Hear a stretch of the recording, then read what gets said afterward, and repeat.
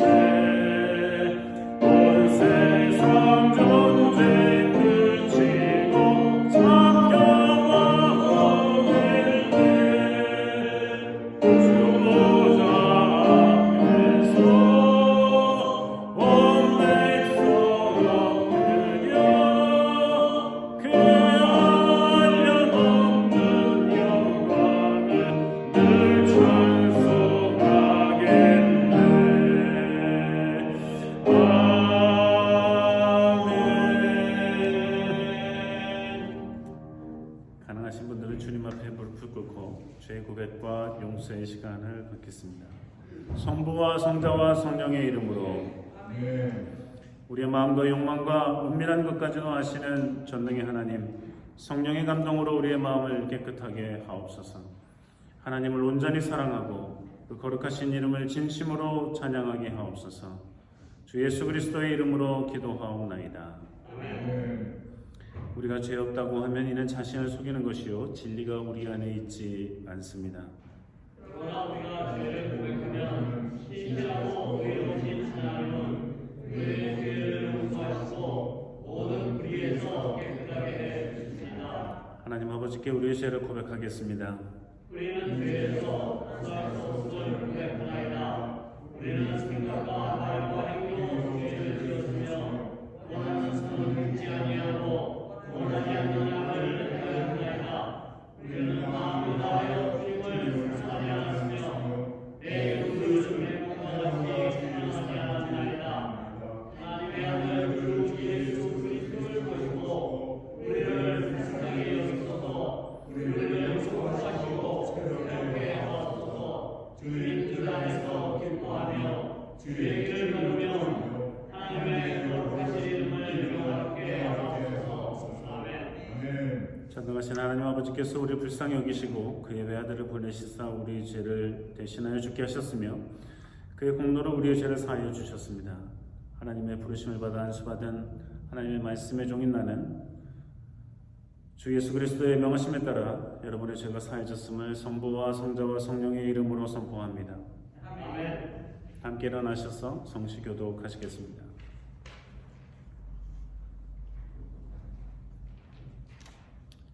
또 이 안에 이 마음을 품으라.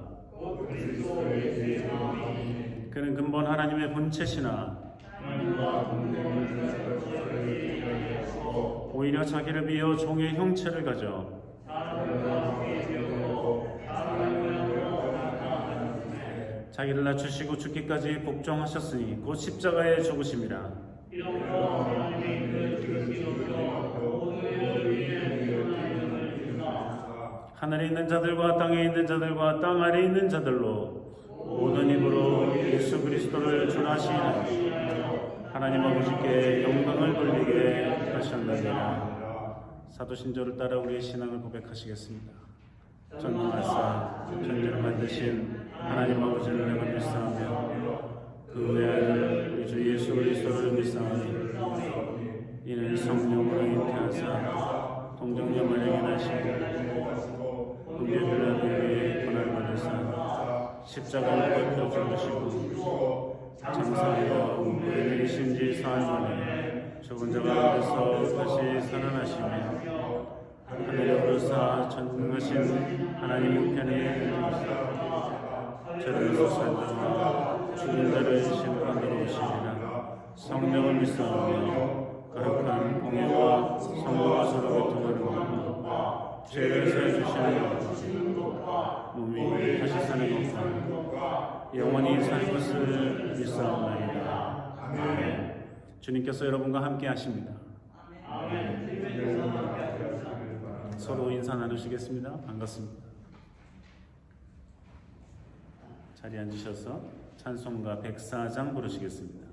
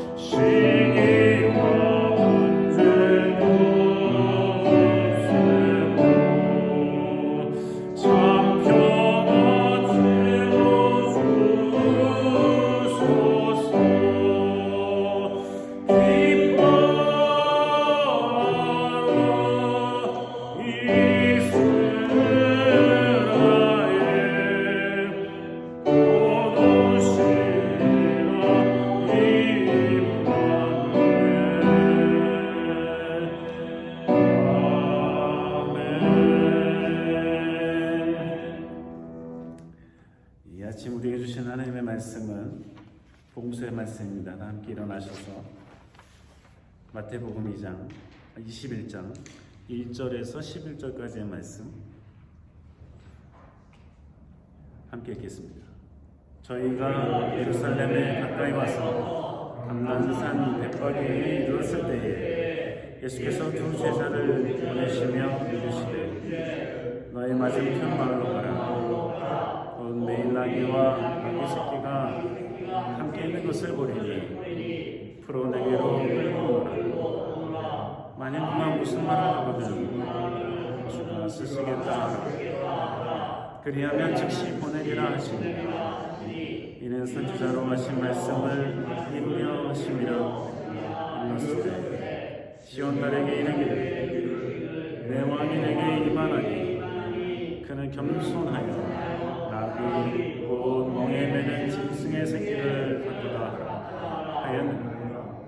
제자들이 가서 예수의 명하신 대로 하여 나귀와 나귀 새끼를 끌고 와서 자기들의 겉옷을 그 위에 얹으니 예수께서 그 위에 타시니 무리의 대부분은 그 겉옷을 길에 펴며 다른 이는 나무가지를 베어 길에 펴고 앞에서 가고 뒤에서 따르는 무리가 소리질러 가로되 호산나 다윗의 자손이여 찬송하리로다. 주 이름으로 오시는 이여 가장 높은 곳에서 호산나.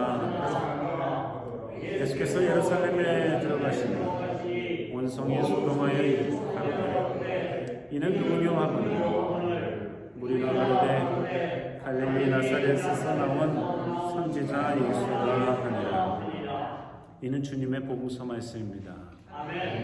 자리에 앉으시겠습니다. 여러분은 하나님을 만나게 된다면 어떤 얘기를 나누고 싶습니까? 여러분은 하나님을 만나면 꼭 질문할 것이 뭐가 있습니까?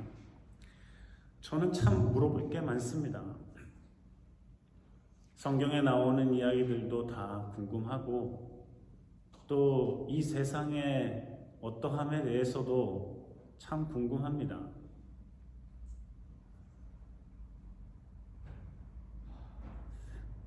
궁금한 것도 많고 또 듣고 싶은 말도 많이 있습니다. 그 중에 하나가 하나님은 왜 이스라엘의 아들 예수 그리스도를 보내셨습니까? 사실 이스라엘이라는 나라는 그 당시에 별거 아닌 나라거든요. 참 후진 나라죠. 오늘날은 유대인들이 곳곳에서 매우 성공적으로 살아가고 있기 때문에 그들을 일면 부러워해서 그때 예수님께서 이스라엘에 온 게 맞나보다 생각할 수도 있지만 그렇다 하더라도 오늘날에 오신다고 해도 미국에 오시는 게 적당하지 이스라엘에 예수님이 오신다는 게 좀 어울리지 않잖아요. 그 당시에는 더 그랬단 말이죠. 후진 나라. 그것도 자기 독립적인 나라도 아니고 로마의 속국이었던 나라. 그러니까 식민지 나라에 예수님이 오신 거잖아요. 참 후졌죠. 근데 그렇게 별 볼 일 없는 나라에 태어나신 것도 좀 그런데 그러면 좀 왕족이나 귀족이나 바리새파의 좀 학식 있는 가문이나 경제적으로 좀 넉넉하거나 사회적으로 좀 명망이 있는 가정에서 태어나시면 좋은데 목수 아들로 태어나셨거든요. 형편없죠. 형편없잖아요. 요즘에는 목수들이 꽤 괜찮아요. 돈도 잘 법니다. 근데 그 당시에 뭐 그렇게 굉장했겠어요? 참 별거 아닌 가정에서 태어나셨어요. 그리고 나중에는 엄마 마리아에 대해서는 얘기는 많이 나오지만 아버지 요셉에 대해서는 뭐 얘기가 잘 나오지도 않아요. 일찍 돌아가셨나 하는 생각이 들 정도로 굉장히 나오질 않습니다. 예수님께서 그러면 베들레헴, 그래도 예루살렘에 바로 뭐 가까운 동네니까 괜찮은 동네예요. 아주 나쁘지는 않은 동네예요. 근데 태어나시는데 나시자마자 또 애고로 피난 가세요. 도망간 거죠. 레퓨지예요. 자기네 나라에서 견딜 수 없는 사람이 도망간 거예요. 그러니까 하나님의 뜻이었죠. 물론 잡아 죽이려고 했으니까 헤롯이 도망갔었죠. 도망가야만 했고 또 천사도 와서 도망가라 했으니까 남의 나라에서 또 서럽게 사신 거죠. 뭐 애기였을 때니까 뭘 알았겠어요. 엄마 마리아, 요셉 그들이 힘들었겠죠, 사실. 그러니까 그냥 돈이 넉넉하고 좀 괜찮은 나라 가서 살아볼까? 이집트면 좀 괜찮은 나라잖아요. 당시에 최강국 중에 하나였으니까 좋은 나라 가서 좀 살아볼까? 이런 게 아니라 도망간 거니까 힘들었고, 불가피한 이민자의 일세로 마리아와 요셉은 거기서도 뭐 변변한 직업이 있었겠어요. 남의 나라에 일세로 가서 뭐 대단했겠어요. 어려웠겠죠. 왔는데 자기 고향으로 못 가요. 두려우니까. 그러니까 한참 떨어져서 저 위에 갈릴리 나사렛에 가서 살아요. 훨씬 거지 같은 동네죠.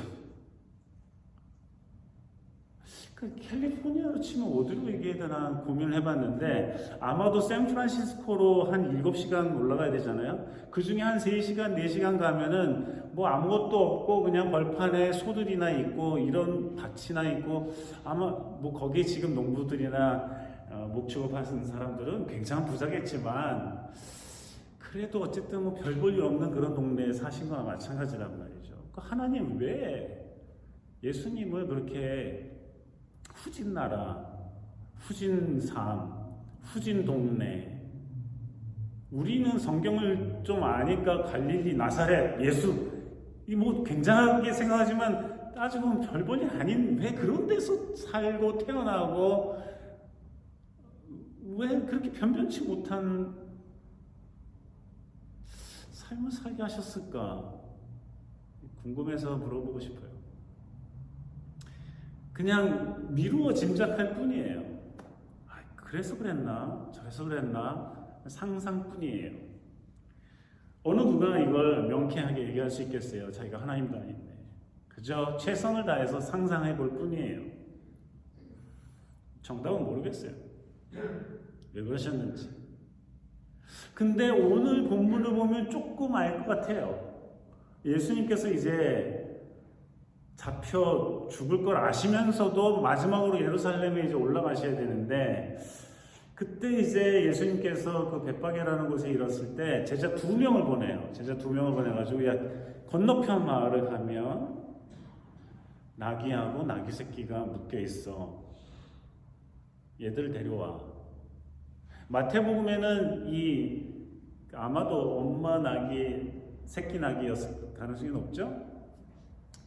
이렇게 둘을 데려오라고 했지만, 마가복음에는 그냥 어린 나귀 새끼 하나 데려와라 이렇게 얘기하셨는데, 뭐 어떤 게 맞고 틀리고 간에 뭐 마가는 어린 나귀 새끼에만 중점을 뒀으니까 그랬겠죠.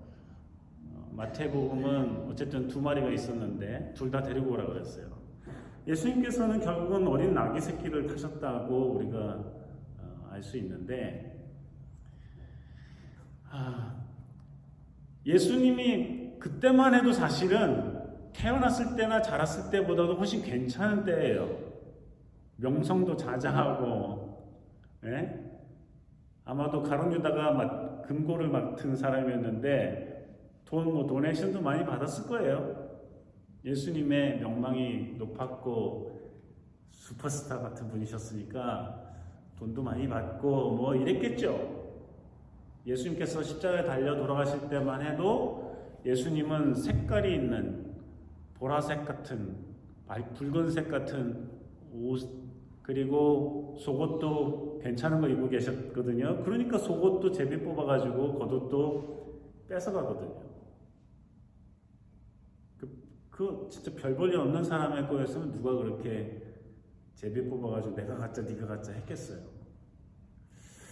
근데 그때도 형편이 괜찮으셨고 굉장한 뭐 충분히 멋진 말을 타고 올라가셨을 것도 한데, 예수님께서는 굳이 나귀 새끼를 데려오라 하고 나귀 새끼를 타시고 올라가세요. 예루살렘은 저 꼭대기에 있으니까 뭐 점점 올라가는 거죠. 그래서 시편에도 보면 성전에 올라가는 노래, 그렇죠? 밑에서 위로 올라가니까 높은 곳에 있으니까 성전에 올라가는 노래라고 하면서 그런 시와 노래와 기도문들이 있는 거죠. 성전에 올라가면서 부르는 노래, 드리는 기도 이런 게 시편 중에 많이 있어요. 그래서 올라가시는 거예요. 그래서 나귀새끼를 타시고 올라가신단 말이죠. 근데 이거를 이미 고대의 선지자들이 예언을 했었어요. 그는 너희의 왕, 너희의 왕. 그 선지서에서는 분명하게 얘기를 하는 거죠. 이거는 너희들의 왕이다. 너희들의 왕인데 겸손해서 나귀 새끼를 탄다. 그 예수님의 나귀 새끼를 타고 올라가는 거는 겸손을 보여주시는 거죠. 우리는 언뜻 예수님께서 별 볼 일 없는 식민지 주제에 조그만 이스라엘 같은 형편없는 나라에 태어나시느니 당대를 호령했던 이집트나 로마, 특히 로마의 귀족이나 왕족으로 태어나시는 게 맞다고 생각할 수도 있겠죠. 근데 그렇다고 했다면 파라오의 아들이나 로마 황제의 아들이나 아니면 그보다도 더 많은 지역을 점령하고 통치했던 칭기스칸의 아들이거나 이렇게 태어났다면 참 걸맞아 보이지만은 만약에 그렇게 되었다면 그가 하나님의 아들인지 황제의 아들인지 칸의 아들인지 사람들은 하나님의 아들로 잘 받아들이지 못했을 거예요. 그러니까 그 예수님께서는 하늘나라를 버리고 이 땅에 오시는 것 자체가 겸손이지만 이 땅에 오셨을 때도 그럴듯한 그나마 이 땅에서 격이 맞는 그곳에서 태어나신 게 아니라 그런 가정에서가 아니라 그런 나라에서가 아니라 그런 문화에서가 아니라 오히려 형편없이 보이는 별 볼 일 없는 그런 나라, 그런 민족, 그런 동네, 그런 데서 태어나시고 자라시고 나귀를 타시고 그럼으로써 정말 하나님의 아들임을 보여주시고 드러내 주신다는 거죠.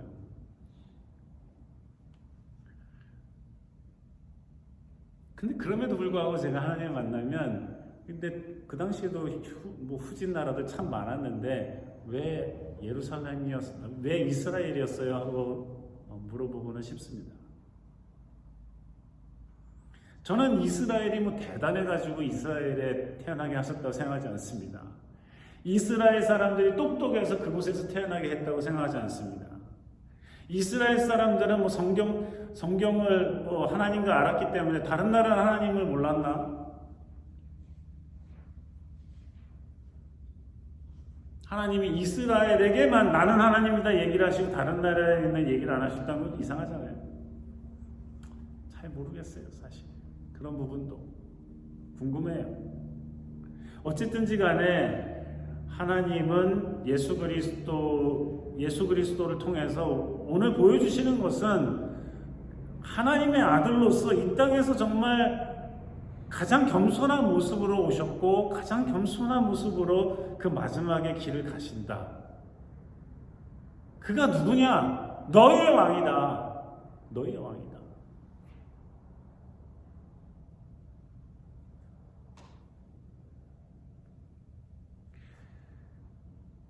나귀를 타고 올라가는데 사람들이 겉옷을 벗어서 땅바닥에 깔아드려요. 땅바닥에 깔아드려요. 물론 탓이라고 나귀 위에다가 어린 나귀 새끼 위에다가 이렇게 겉옷이든 천을 덮어놓고 그 위에 타셨겠죠. 근데 가는 내내 흙길을 밟지 않도록 먼지 나는 길을 가지 않도록 예수님이 가시는 길에 그 나귀가 밟고 지나가는 거잖아요. 결국 예수님이 밟고 지나간 거 아니에요. 나귀가 밟고 지나가는데 거기를 옷을 깔아드리고 종려나무 가지 이런 걸 깔아드려요. 최고의 예우를 하는 거죠. 그리고 사람들이 뭐라 그러냐면 호산나 구원이란 뜻이죠. 구원해 주세요 하는 거예요. 구원이다. 구원해 주세요. 우리를 구하시는군요. 뭐 이런 뜻이겠어요. 호산나. 다윗의 자손이요. 다윗이 뭐 예전에 통일왕국의 아주 훌륭한 왕이었으니까 이렇게 약한 나라, 약한 민족, 그래서 로마의 식민지로 압제를 당하고 있고 제 멋대로 할 수도 없는, 길을 펴지 못하고 우울하게 살아야만 되는, 남의 식민지로 살아가야 되는 이 민족을 구원해 주시옵소서. 만약에 이런 나라를 구원해 줄 왕이 다시 나타난다면 그건 분명히 다윗의 자손일 것이다. 다윗을 닮은, 다윗이 했던 것처럼 독립적이고 넓은 영토에, 그래 다윗이 해봤자 뭐 그렇게 넓지도 않았지만은 어쨌든 그들이 생각하기에는 넓은 영토에 독립적인 나라로 자유를 누리면서 그렇게 해줄 수 있는 왕이 나타날 것이다. 그래서 다윗의 자손이에요. 호산나, 우리를 구원해 주소서. 다윗의 자손이여. 메시아라는 뜻이에요. 그러니까 예루살렘에서 사람들이 놀랐어요. 야, 너 누군데 도대체 이런 얘기를 하는 거야? 호산나? 다윗의 자손, 이게 누구야? 누군데 이래? 예루살렘이 난리가 났겠죠. 물어봐요. 예루살렘 사람들이 뭐냐? 이게 무슨 일이냐? 그때에 예수 그리스도의 어린 나귀를 타고 올라가시는 예수 그리스도의 주변에 있었던 사람들이 호산나, 다윗의 자손이여, 주의 이름으로 오시는 이여 하고 외쳤던 이들이 그들에게 대답을 해요. 누구냐고? 갈릴리 나사렛에서 온 선지자 예수시다 하고 소개를 하면서 환영하고 소리 지르고 노래하고 합니다. 근데 그들의 말이 뭐예요? 갈릴리, 사실 창피한 동네인데, 후진 동네라 창피한 동네거든요. 서울이면 나 강남에 살아, 이 정도 돼야 좀 사는 거잖아요. 그렇죠? 근데 한국에 살면서도 어디서도 남해 섬에 살아, 이런 거랑 마찬가지거든요. 지금 사람들이 잘 모르는, 야, 갈릴리에서 무슨 선지자가 선한 게 나올 수 있느냐? 사람들이 이렇게 생각하고 있었을 때에, 근데 사람들이 당당하게 얘기하는 거예요. 갈릴리, 나사렛. 갈릴리는 좀 알아도 나사렛은 또 잘 모르는 동네거든요. 갈릴리는 호수가 크고 바다 같으니까 유명한데, 뭐 이게 지금 예루살렘에서 한참 떨어져 있는 데잖아요. 이스라엘로 치면은 저 맨 위쪽이란 말이에요. 그나마 바다 같은 호수라서 알겠는데, 거기서도 좀 더 서쪽으로 가야 되는 이 나사렛이라는 후진 동네. 근데 사람들은 예수 그리스도가 정말 우리의 구주라는 생각. 근데 그들은 아직도 영원의 구주고 하나님의 아들로서 우리 전 인류를 구원하시러 오시는 분이라는 생각까지는 못했지만, 적어도 이 정도의 인물이면 정말 다윗의 자손으로 우리를 독립시켜 줄 수 있는 분이 아닐까, 식민지에서 해방시켜 줄 수 있는 분이 아닐까, 뭔가 엄청난 일을 해 주실 수 있는 분이 아닐까 하는 그런 열망과 소망과 갈망 때문에 당당하게 얘기하는 거죠. 갈릴리, 나사렛에서 온 선지자 예수.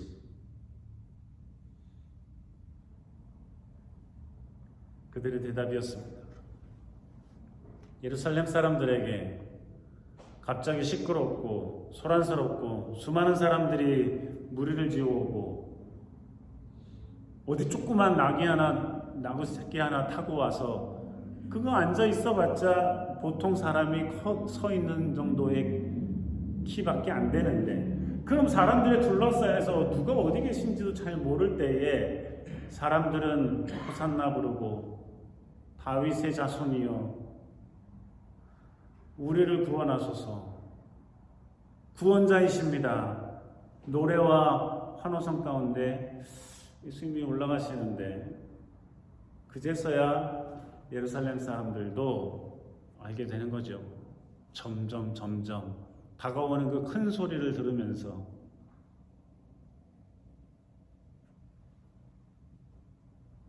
성경은 겸손하여서 나귀 새끼를 탔다고 하십니다. 그게 다예요.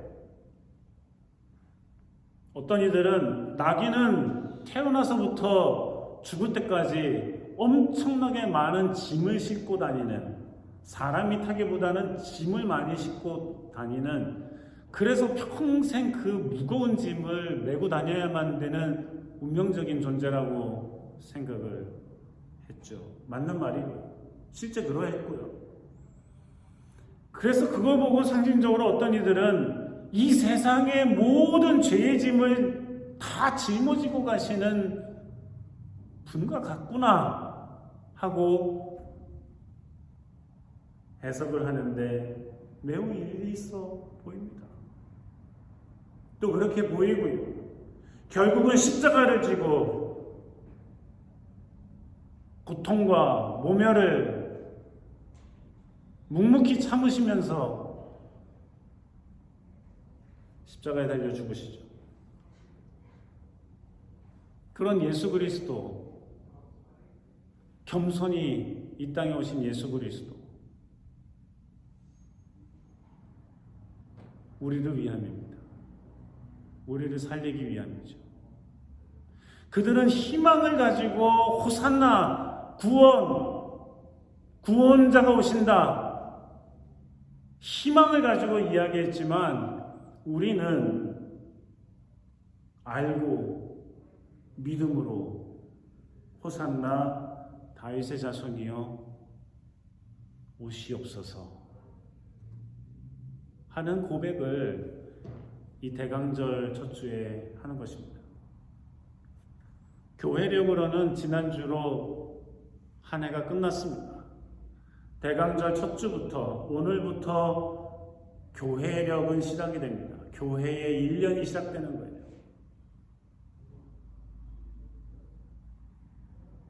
이유는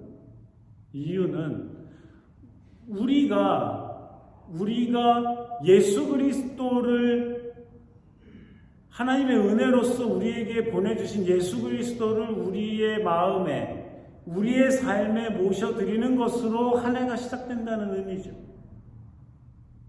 그러한 간절한 고대, 기대, 기도, 기다림,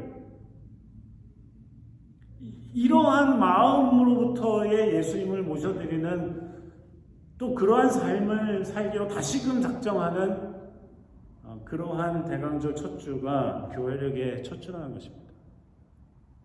사랑하는 성도 여러분, 예수 그리스도는 이 땅에 겸손히 오셨습니다. 그리고 그 마지막 길을 가는 동안에도 겸손히 자기 스스로를 낮춰 우리를 구원하시기 위한 발걸음을 멈추지 않고 뚜벅뚜벅 걸어가셨습니다. 우리의 구원자이신, 메시아로 오신, 호산나 찬송을 받으시기에 합당하신 예수 그리스도를 기다리는, 갈망하는 이 대강절에 우리가 더욱더 믿음을 더하고 더욱더 감사함으로 더욱더 우리의 소망과 희망이 되어주시길 간절히 기도하면서 이 대강절을 보낼 때 그 예수 그리스도께서, 그 어린 나귀 새끼를 타신 예수 그리스도께서 우리 마음의 중심에 오시고 우리의 삶의 주인이 되셔서 우리에게 크신 은혜와 은총을 내려주실 줄로 믿습니다. 기도하시겠습니다. 사랑의 주님, 스스로를 낮춰 겸손히 오신 예수 그리스도를 감사하며 호산나 다윗의 자손이여 환영합니다. 주님, 이 믿음이 어린 나귀 새끼를 타신 예수 그리스도에 대한 감사로 가득 차게 도와주시고 든든한 믿음과 가슴 터질 것 같은 기쁨과 감격 가운데 살아가는 믿음의 삶, 믿음의 사람들 다 되게 하여 주시옵소서. 예수님의 이름으로 기도합니다. 준비하신 예물 하나님께 드리시겠습니다.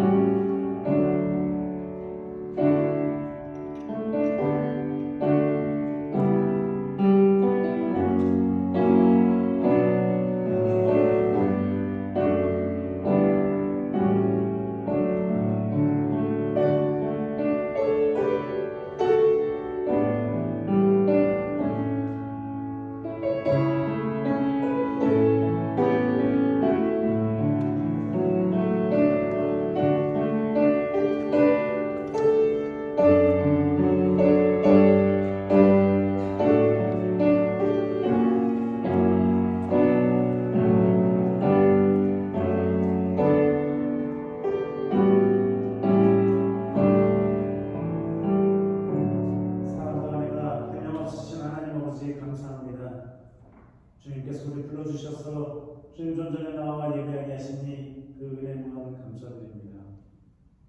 우리 예배를 받아주시는 주여, 겸손히 주님 앞에 감사함으로 드리는 이 예물 또한 받아주시옵소서.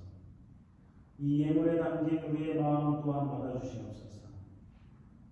하나님 아버지, 한 주간 동안 열심히 살며 오늘 수고하여 얻은 소득의 일부입니다. 이 모든 것이 다 주님께로부터 왔음을 고백하는 고백과 헌신을 담은 이 예물을 주님께서 기뻐 받으시며 우리에게 한량없는 은혜와 복을 내려주시옵기를 간절히 바라고 원하옵나이다. 한 주간 또 살아가겠습니다.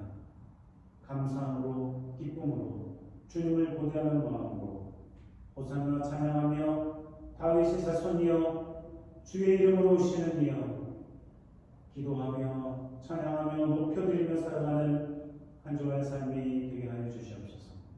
몸이 아픈 이들을 치료하여 주시고 마음이 상한 이들을 위로하여 주시고 영혼이 가라앉은 이들에게 성령의 충만함을 허락하여 주셔서 하나님 여전없고 혼탁한 세상에 살아가는 동안 마음을 잃지 않게 도와주시고 오로지 주님 바라보며 독수리 날개치며 올라가듯이 생명력 있는 삶을 살아갈 수 있도록 도우시고 인도하여 주시옵소서.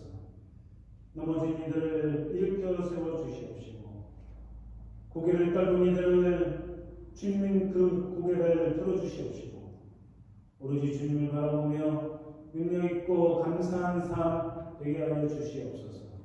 어렵고 힘든 크고 작은 일들을 결정할 때마다 주님께서 지혜 주시고 성령께서 인도하여 주셔서 주님 원하시는 길을 갈 수 있도록 도우시고 인도해 주시옵소서. 전쟁이 그치게 도와주시고 욕심이 사라지게 도와주시고 주님 앞에 정직한 삶을 살아가는 믿음의 사람들 다 되게 하여 주시옵소서. 성령께서 동행하시고 보호하시고 지켜주시고 보존하여 주시옵소서. 예수님 이름으로 기도합니다.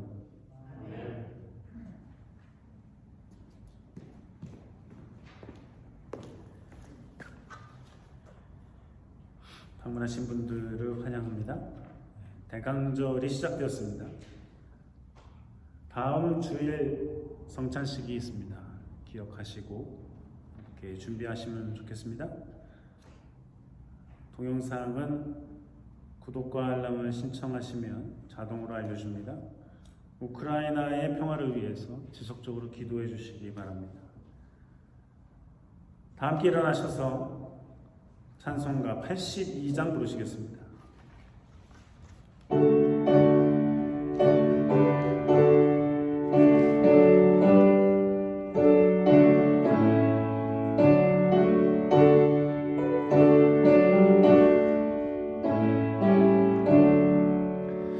나의 기쁨 나의 소망 내